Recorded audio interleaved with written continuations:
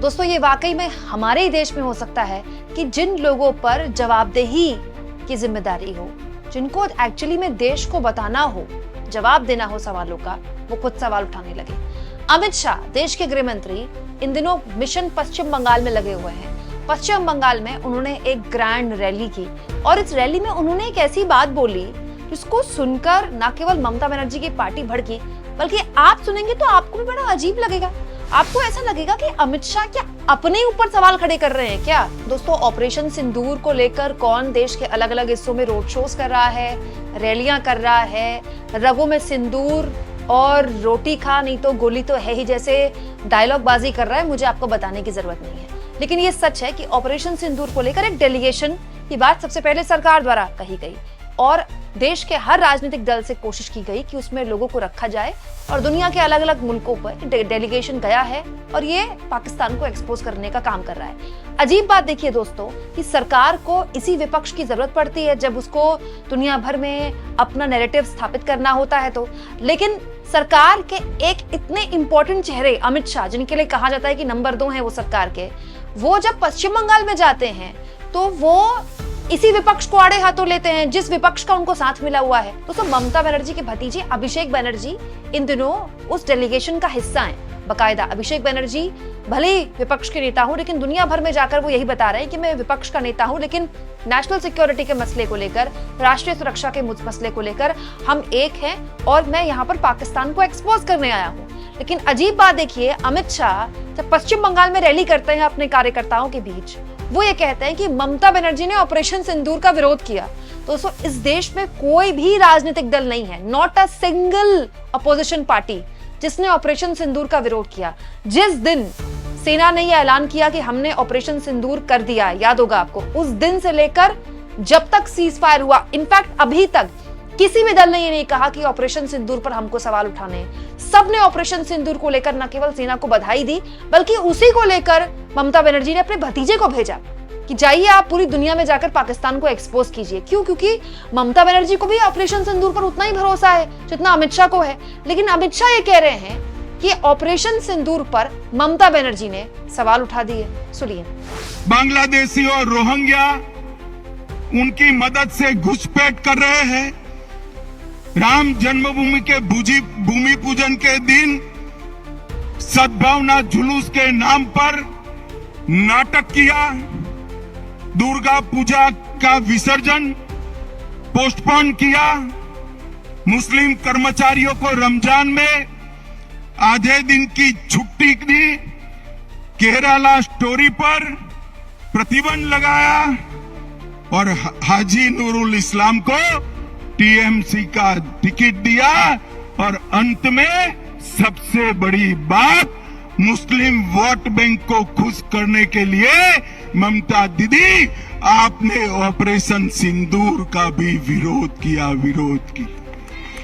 अब दोस्तों, यहां से सवाल उठे हैं तो वहां से जवाब भी आएगा।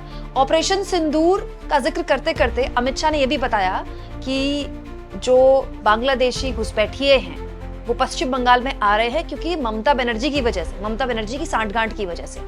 अब दोस्तों, ये वो बात अमित शाह भी जानते हैं कि हमारे देश के जो बॉर्डर्स हैं, जिनसे हमारे दूसरे देशों की सीमाएं लगती हैं, जैसे पाकिस्तान के साथ जो सीमा लगती है, बांग्लादेश के साथ जो सीमा लगती है, उस सीमा की सुरक्षा जो है उस राज्य की पुलिस नहीं करती है, बीएसएफ करती है। और बीएसएफ ममता बनर्जी के अंतर्गत नहीं आती है।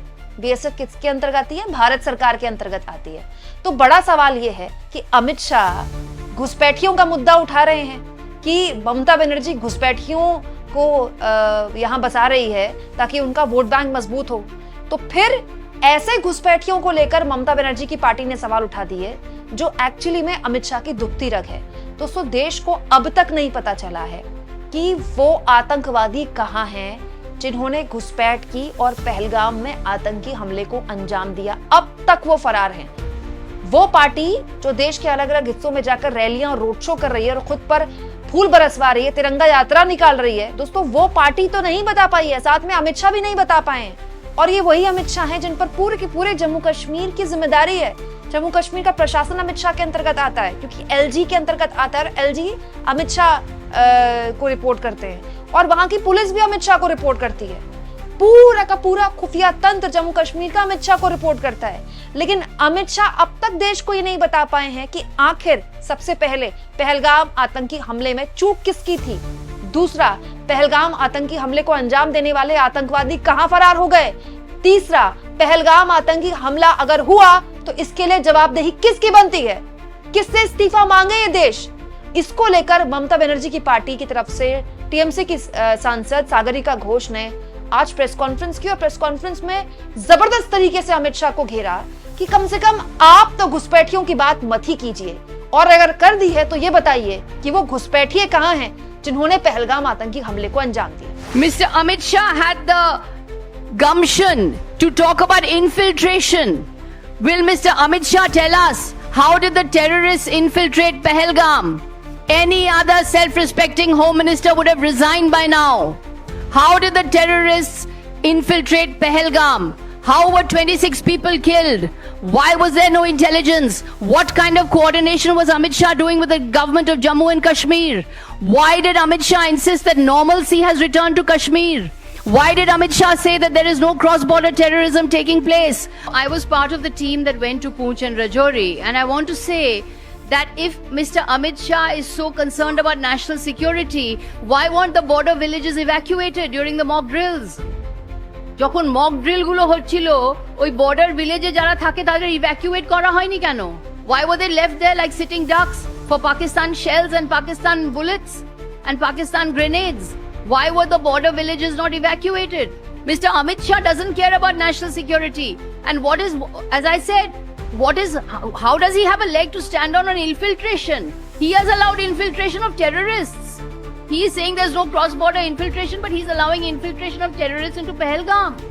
He is allowing infiltration. Therefore, he must resign. दोस्तों, इसके अलावा अमित शाह ने पश्चिम बंगाल की ममता बनर्जी सरकार को निशाने पर लेते हुए ये भी कहा कि वो अलग-अलग घोटालों में लिप्त हैं। अलग-अलग घोटालों का जिक्र किया, राज्य के घोटालों का।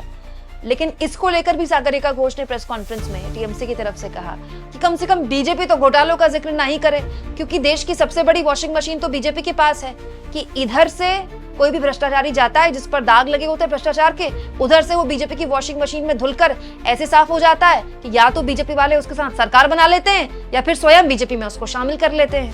They talk about scams. They are talking about coal scam, cattle scam and teacher scam. For Mr. Amit Shah to talk about corruption is a bit rich. The BJP is the world's largest washing machine. Mr. Amit Shah is heading the world's largest washing machine. All ED cases are against opposition politicians. No ED is operating in any BJP ruled states. The biggest, most corrupt leaders in Maharashtra today are all in BJP. I won't take any names. But there is one leader who Mr. Narendra Modi said is the biggest corrupt leader. He is now an ally with the BJP because he has been washed in the washing machine. 95% of ED cases are against opposition leaders. The BJP is the world's largest washing machine. Mr. Amit Shah is heading this washing machine. All the corrupt netas who go to the BJP get washed and they get into the BJP's washing machine. Today, Mr. Suvendu Adhikari is sitting next to Mr. Amit Shah on stage. He is also similarly washed in the washing machine. यही नहीं दोस्तों, अमित शाह ने इस rally में जबरदस्त भीड़ जुटी थी। यहाँ पर अपने कार्यकर्ताओं को संबोधित कर रहे थे अमित शाह, लेकिन इस रैली में उन्होंने ममता बनर्जी पर देश को बांटने का भी आरोप लगाया और समाज को बांटने का भी आरोप लगाया। इसको लेकर भी टीएमसी की तरफ से कहा गया कि देश को बांटने का काम आज से नहीं, पिछले 10 सालों से अगर कोई कर रहा है तो वो बीजेपी के चाणक्य और बीजेपी कर रही है। At a time when the All India Trinamool Congress is standing firmly with the government of India, when our National General Secretary is abroad on MP's delegations, speaking strongly for the government of India, defending the government of India, speaking against Pakistan-based terrorism, lashing out at the manner in which Pakistan is nurturing terrorists and who are coming to our country. At this time, the Home Minister, none other than the Home Minister, a post once occupied by Sardar Patel, the Home Minister comes to Bengal and acts like a BJP karyakarta and uses cheap language against our respected Chief Minister Mamata Banerjee.